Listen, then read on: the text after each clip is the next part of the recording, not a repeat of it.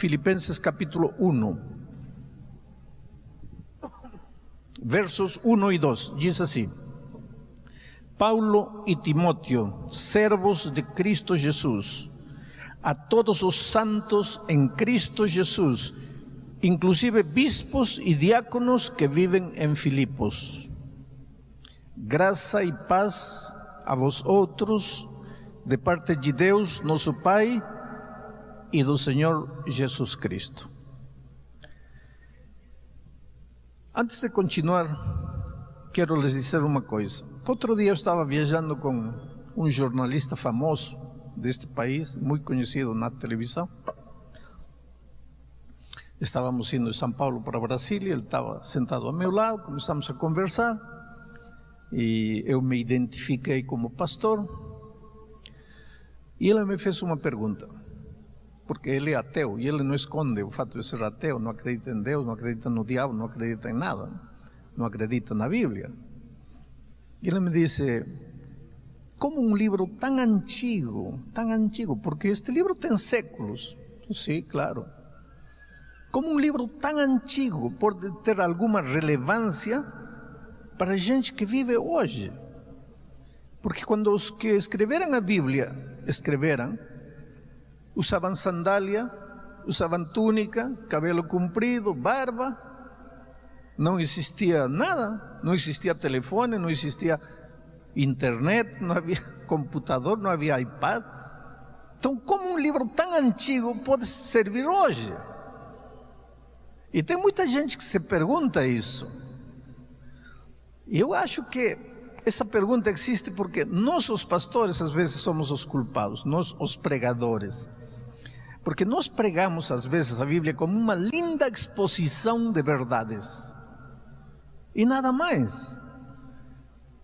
Mas a Bíblia não tem como objetivo expor verdades. Volto a repetir, a Bíblia é o manual da felicidade. A Bíblia é uma carta de amor que Deus te escreveu para você ser feliz.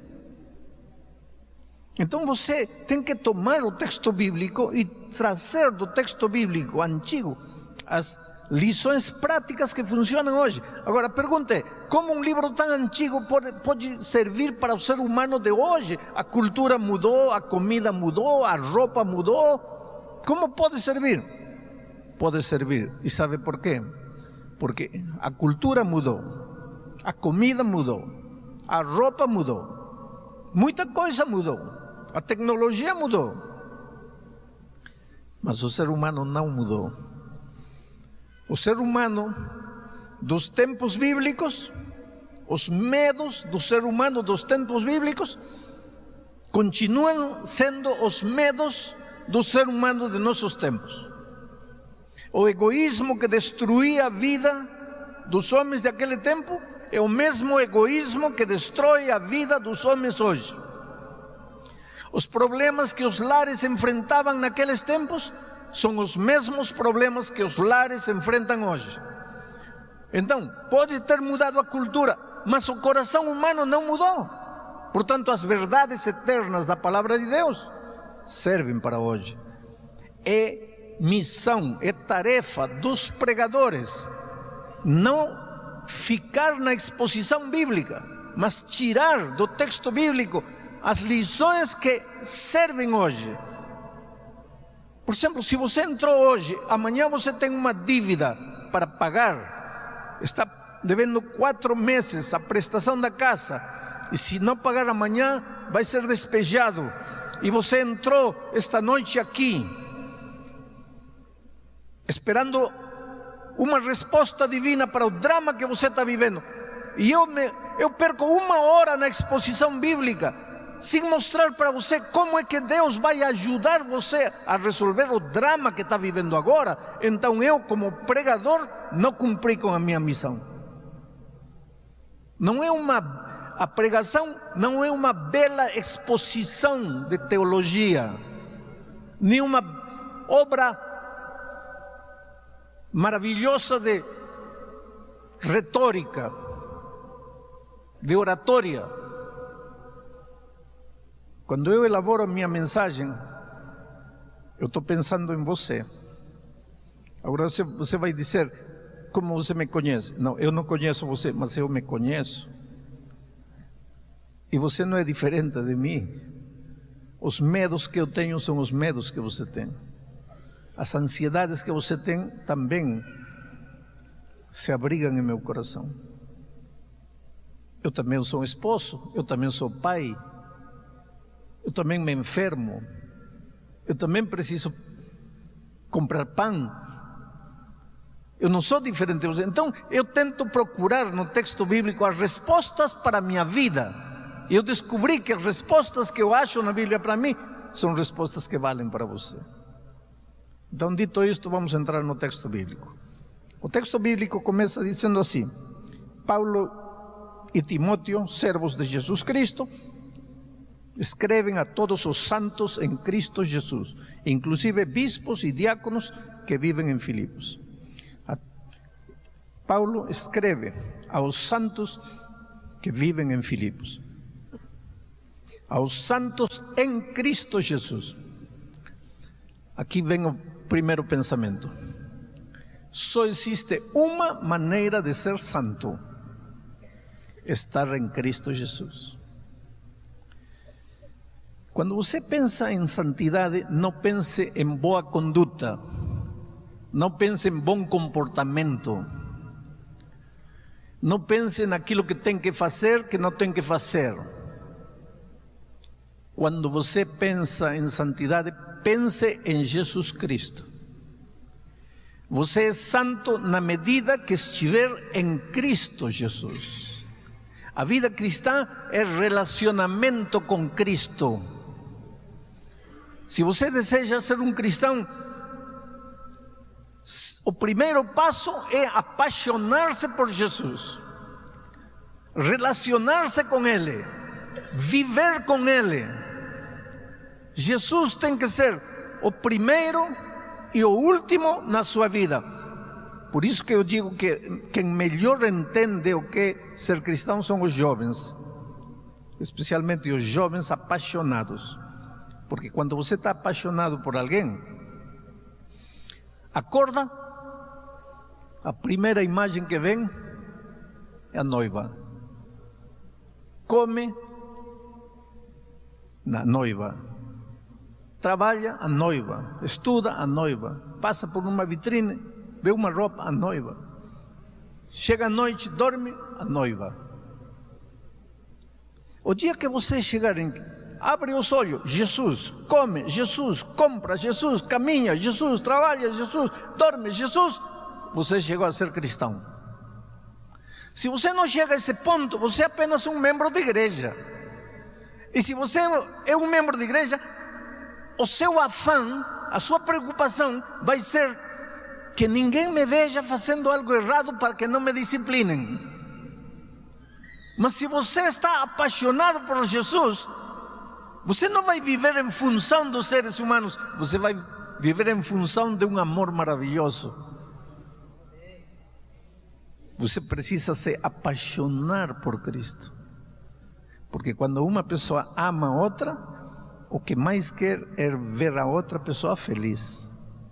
Aí você descobriu o que é vida cristã. Santo, desde o ponto de vista bíblico, não é aquele que não peca. A palavra santo, na linguagem grega, quer dizer separado. Vamos dizer que eu pego esta folha e a separo. Esse ato de separar a folha das outras folhas é santificar. Eu estou santificando em grego, estou santificando a folha. Esta folha é santa, que quer dizer, foi separada das outras. Aqui está, não no sentido pejorativo, mas aqui está o montão. O montão. Eu tiro esta da multidão para um propósito especial. Eu vou levar esta folha na minha Bíblia. Eu santifiquei a folha. Quando Paulo disse que escreve aos santos, ele está dizendo: estou escrevendo para aqueles que um dia foram separados da multidão para um propósito maravilhoso. E querido, você é chamado a ser santo. Quer dizer, Deus tem um plano lindo para a sua vida, um plano que você talvez ainda não descobriu. Eu um dia conheci uma moça que estava com a vida completamente destruída. Estava pregando em Porto Alegre uma noite fria, assim como esta. Estava no camerino e alguém me apresentou a uma arquitecta que tinha se convertido, estava apaixonada por Cristo, tinha se batizado há pouco tempo. E ela me disse: pastor, poderia me ouvir 2 minutos? E ela contou uma história interessante. Disse: pastor, o senhor me vê aqui, arquitecta, e não tem a mínima ideia do que eu fui. Mas eu um dia estava destruindo minha vida na miséria, na promiscuidade, no pecado. Eu não era nem sombra do que sou hoje. Eu não servia nada, eu não valia nada, eu não tinha respeito próprio, eu não tinha dignidade, eu não tinha valores, virtudes. Eu era lixo, pastor. Até que um dia descobri que Deus tem um plano para a minha vida. E eu vivia como vivia porque eu não sabia para que vim ao mundo, o que faço nesta terra, para que nasci. E o dia que eu descobri que eu vim para este mundo com um plano maravilhoso de Deus para mim, esse dia tive vergonha de continuar no lixo e saí de lá. Agora ela é santa, quer dizer, separada da multidão, para um propósito nobre. Muitos de vocês, cada manhã se levantam e sabem o que vão fazer. Mas você conhece qual é o plano de Deus para a tua vida? Não estou falando de ser advogado, ser médico, ser engenheiro, não. Você sabe para onde está indo. Você tem certeza de olhar para o futuro assim, mas sem medo. Saber que é um plano glorioso para a sua vida. E mesmo que neste momento as coisas estão escuras na sua volta, você não enxerga a saída. Está vivendo um drama, está vivendo um problema, parece que está tudo errado, nada dá resultado. Mas você sabe que você está indo para lá. E que tudo isto é acidente de percurso, e que tudo isto vai passar, porque tem um plano divino para você esperando lá. Isso lhe dá sustento à tua vida, isso lhe dá sentido à tua vida, isso lhe dá plenitude à tua vida. E Deus quer que você viva desse jeito. Por isso Jesus um dia disse: eu vim para trazer vida, e vida abundante, vida exuberante, vida plena, vida com sentido. Mas para isso você tem que ter certeza de que você é santo, você é escolhido, você é separado da multidão, você é especial, seu corpo é especial, sua vida é especial. Você não tem o direito de malgastar a coisa bela que você é na miséria deste mundo. Você é precioso para Deus. E é essa certeza interior que vai te impulsionar a abrir as asas e voar para os horizontes sem fim que Deus tem preparado para você. Mas a parte central da minha mensagem vem no versículo 2, quando Paulo diz assim: graça e paz a vosotros de parte de Deus, nosso Pai, e do Senhor Jesus Cristo. Graça e paz.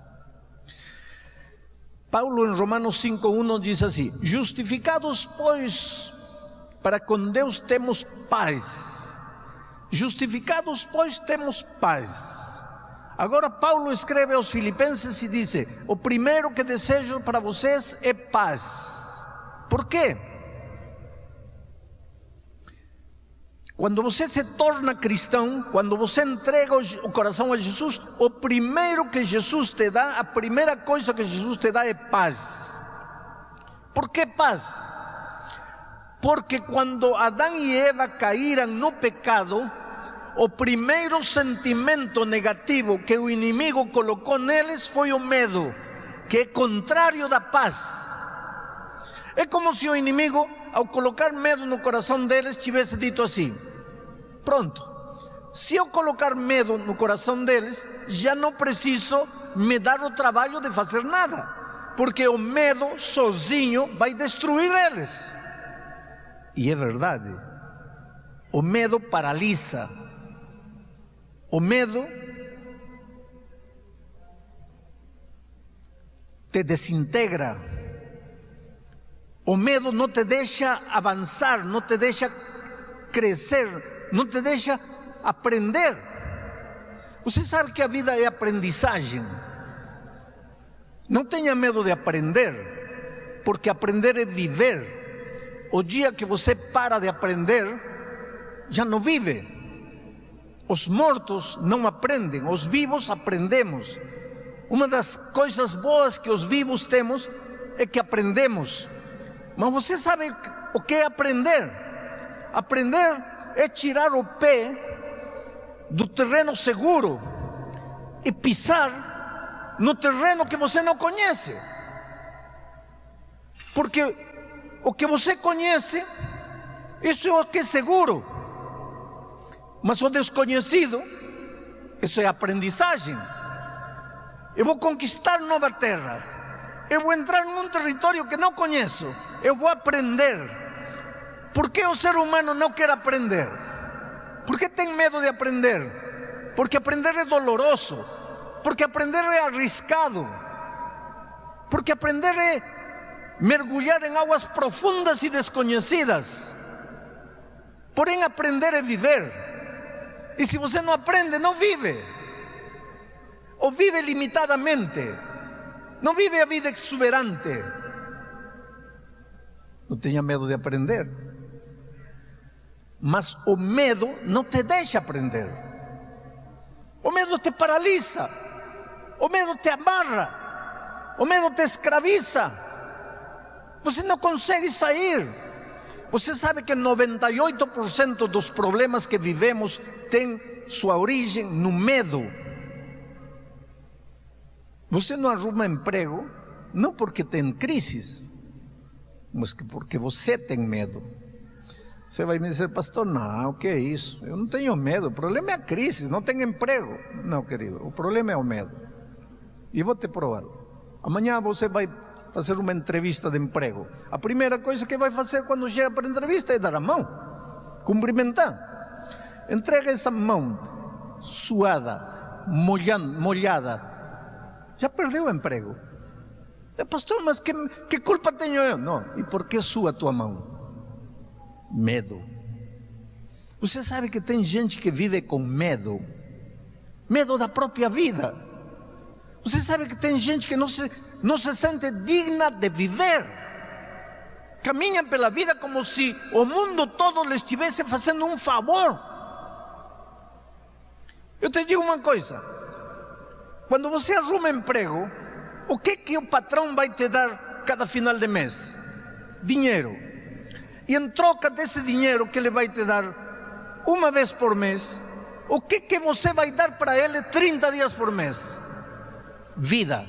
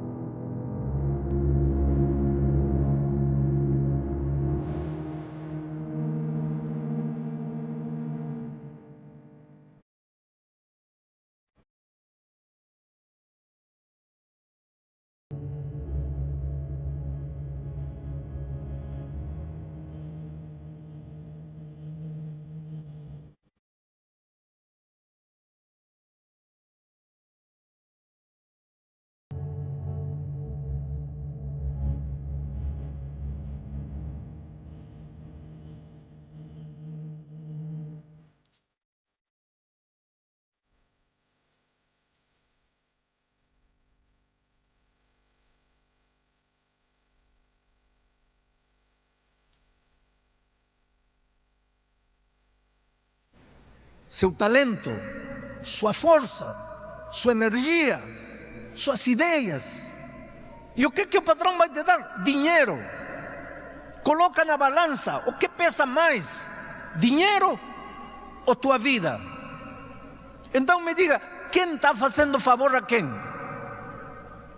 E por que você então vai a procurar emprego pensando no seu coração? Tomara que me dê. Como que tomara que me dê?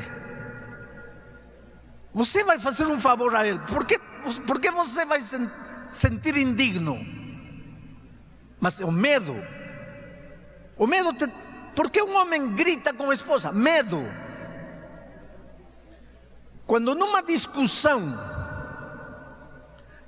começa a gritar, para de defender suas ideias e começa a se defender a si mesmo. Lembra disso? Quando numa discussão deles começa a gritar, para de defender suas ideias, começa a se defender a si mesmo. O medo faz gritar. O medo.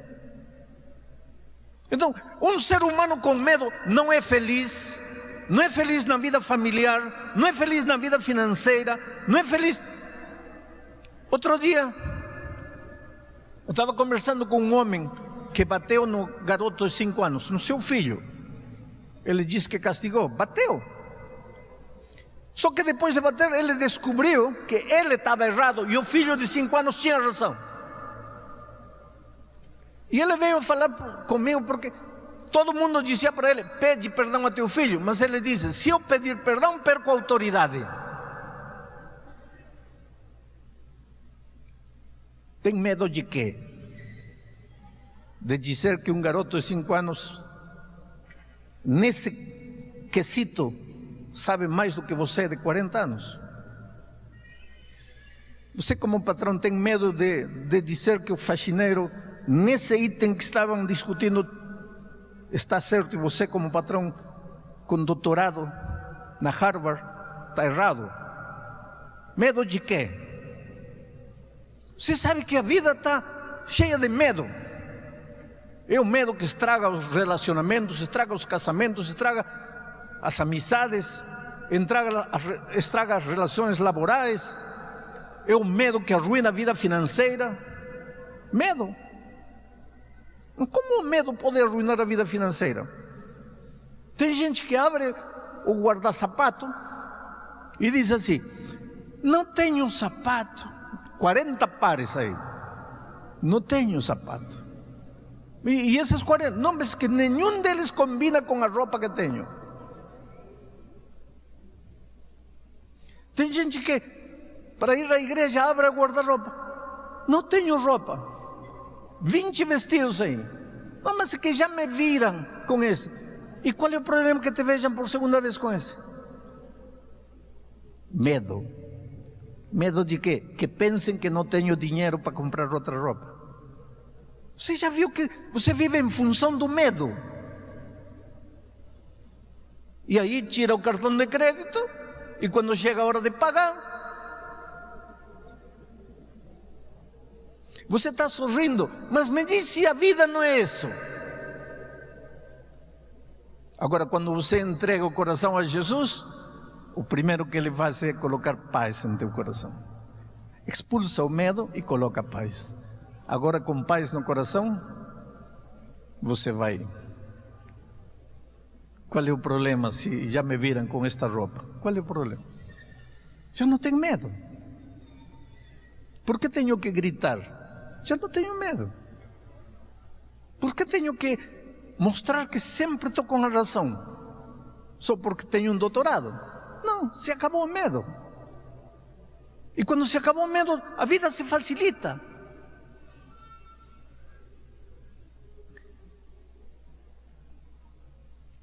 Para entender o que estou falando, assiste um jogo de futebol. Sobe na arquibancada e fica olhando os jogadores no campo. Aí pega o jogador a bola dentro das 18 yardas. Você que está lá vê que tem um sozinho aqui e tem outro mais sozinho lá. Mas o coitado que está com a bola, onde as batatas queimam, ele só vê perna por todo lado. E você que está lá, cabeça fria, grita: olha o ponta, olha o ponta. Ele não vê, porque ele está com medo. Você vê, porque você está sem medo. Eu não vou minimizar os dramas que você enfrenta na vida. Cada um tem seu drama. Eu seria tolo dizer que teu problema não é problema, porque é problema. E o problema teu talvez pode não ser meu, e o meu pode não ser teu. Um dia chegou no meu escritório, quando eu ainda trabalhava na divisão, uma garotinha de 15 anos: pastor, tem um problema que não tem solução. Quer dizer, a única solução é a morte, mas eu sou tão medrosa que eu não consigo nem me matar. Uma menina de 15 anos. Como é que a única solução é a morte? Qual é o teu problema? É que estou grávida. Sou filha única. Meus pais não sabem. Como que eu vou falar para eles que estou grávida? Esse é um drama. Não para você, mas para ela esse é o drama final. A vida tinha acabado para ela. Eu não vou minimizar teu problema esta noite. Agora tem uma coisa: quando teu coração está cheio de medo, você olha para o problema e não vê saída. Não vê. Olha para aqui, não vê saída. Não tem saída, não tem saída. Então só enxerga duas saídas: uma, fugir, desaparecer, sumir. A outra, dar-se um tiro. Mas nenhuma dessas é saída. Agora, quando você vai a Cristo, Ele não faz desaparecer os dramas, Ele não faz desaparecer os problemas, mas Ele te dá paz. E quando o medo sai de teu coração e você enxerga a vida com paz, aí você percebe que estava se afogando num copo de água. Você já pensou o que quer dizer a expressão afogar-se num copo de água? Querido, afogue-se no mar, afogue-se na lagoa, afogue-se na piscina, afogue-se no rio, afogue-se no chuveiro, afogue-se na tina, mas num copo de água. Mas é que quando teu coração está com medo, você não enxerga a saída. Agora eu te digo em nome de Deus, seja qual seja o drama que você está vivendo, tem solução. Mas pastor, me diga: não, eu não vou te dizer o problema. Vê a Jesus, entrega teu coração a Jesus, renda-se a Jesus. Ele vai expulsar o medo de teu coração, vai colocar paz, e com paz você vai ver os mesmos problemas de outra perspectiva, e você vai perceber que estava se afogando num copo de água. Por isso Paulo, ao escrever aos Filipenses, lhes disse: o primeiro que lhes desejo é paz e graça. Por que graça? Porque a paz é o resultado da graça. E a graça, o autor da graça é Jesus. E graça é perdão, graça é justificação, graça é vida nova. Perdão. Um coração culpado não pode ser feliz. Todos nós carregamos no fundo do coração o instinto de culpabilidade, de culpa. Os psicólogos chamam culpa existencial, culpa de ser, culpa de estar vivo. Você não fez nada, mas tem culpa, se sente culpado.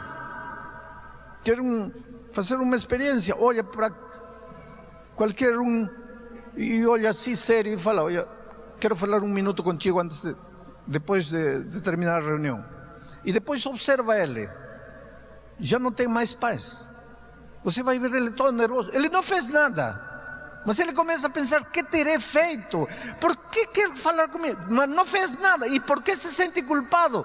Os psicólogos chamam a isso culpa existencial.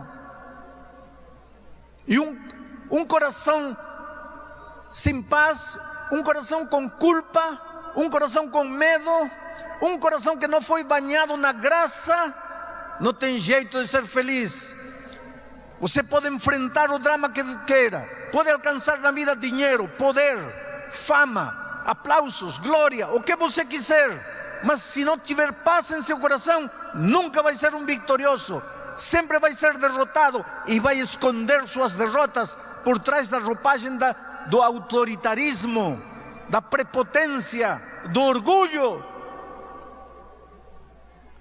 E tudo isso acabaria se você fosse a Jesus e lhe entregasse o coração. Eu estava vindo um dia da Austrália para aqui, para o Brasil, e parei um dia em Bangkok, na capital de Tailândia. Naquele tempo a Varig ainda existia.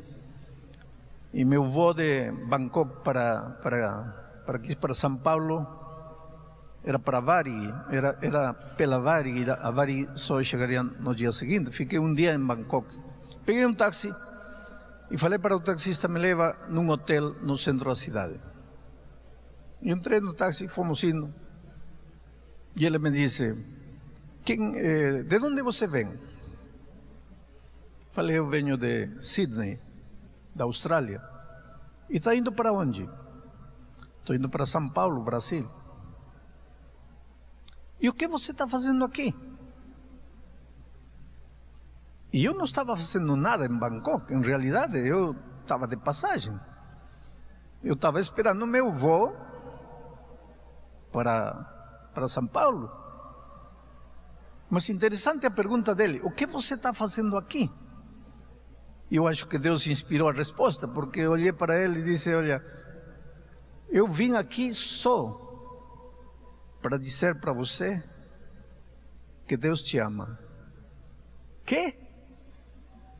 Eu vim aqui só para te dizer que Deus te ama e que não importa o que você tenha feito na vida, hoje, se você entregar o coração a Jesus, pode nascer de novo. O quê? Falei: isso. Você me perguntou o que eu estou fazendo em Bangkok. Eu não estou fazendo nada, eu vim só para te dizer isso. Mas não é possível. Pois é isso. O homem começou a ficar nervoso e me disse: você não é policial? Não. O que você é? Falei: eu sou um pastor. O que é um pastor? Esqueci que estava em Tailândia. É interessante que nós pensamos que o mundo todo é cristão, quando o cristianismo no mundo é um grãozinho de areia. Diante da humanidade, o cristianismo não é nada. A massa da população mundial está nessa região lá.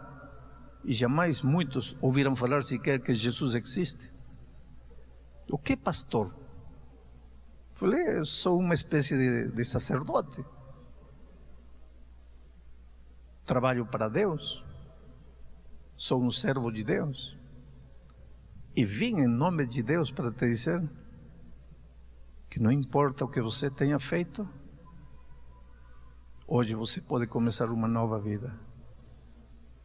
Ele me disse: olha, fala em sério, você não é policial? Falei: não, eu sou um pastor. Ele encostou o carro, saiu da estrada e começou a chorar. Primeiro a chorar assim, normalmente, e depois a chorar escandalosamente, a chorar assim com soluços. Imediatamente eu percebi que aquele homem carregava culpa, e uma culpa profunda. E coloquei minha mão no seu ombro, e ele olhou para mim e me disse: por favor, me fala a verdade, quem é você? Falei, estou te falando a verdade. Eu sou um pastor. Eu vim em nome de Deus para dizer-te que você é precioso para Ele. Você não precisa me dizer o que você fez. Mas você está carregado de culpa. Você precisa ter paz em seu coração e nunca vai ter paz se não aceitar o perdão que Jesus quer te dar. E esse homem me contou uma história impressionante. Casou com 18 anos no interior da Tailândia.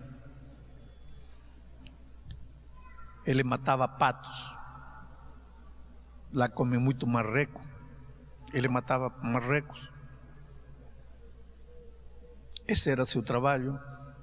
Um dia, por algum motivo, retornou para casa mais cedo e encontrou a sua esposa jovem com outro homem na sua casa.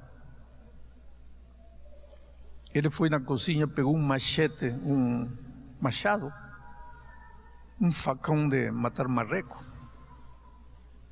e matou os dois. E ficou desesperado, sem saber o que fazer. E o melhor lugar para se esconder numa cidade grande, o melhor lugar para se esconder é uma cidade grande. Numa cidade grande ninguém sabe quem mora ao lado, ninguém sabe o nome de ninguém, ninguém se importa com ninguém. E ele fugiu para Bangkok, uma cidade de 6 milhões de habitantes naquele tempo. E passaram 30 anos. Lá ele casou-se de novo, tinha 3 filhos lindos, aprendeu a falar um pouco de inglês, era taxista e fazia serviço no aeroporto. E ele disse, há noites que eu tenho pesadelos terríveis. Eu sinto como que, assim, em meus sonhos, minhas mãos manchadas de sangue. Uma voz que me disse, assassino. Eu sinto que, em meu sonho, eu vejo que os policiais entram, me algemam, me arrastam, e meus filhos ficam chorando, e os policiais me levam. 30 anos sem paz, e de repente você aparece e me diz que vem em nome de Deus para dizer que toda a minha vida passada está perdoada, que não importa o que eu fiz. Fala a verdade, quem é você? Falei, estou te falando a verdade. Eu sou um ministro de Deus. E não importa o que você fez. Teus pesadelos acabaram hoje. Tua vida passada terminou hoje. O que preciso fazer? Nada. Porque é graça, é grátis, não se paga nada. É só abrir o coração e dizer, Senhor, preciso de Ti, me perdoe. Ele me deixou no hotel, me disse, a que hora vai no aeroporto amanhã? Às 4 da tarde, eu vou te pegar. Às 4 da tarde ele esteve aí, me levou para o hotel. Era um homem diferente, era um homem que sorria, era um homem que refletia paz em seus olhos. E quando me deixou no aeroporto, eu sabia que talvez eu nunca mais veria ele nesta vida. Mas eu deixei um homem que tinha recebido em seu coração graça e paz. E é isso que Paulo disse aos Filipenses. Antes de escrever a carta, disse, quero desejar-lhes graça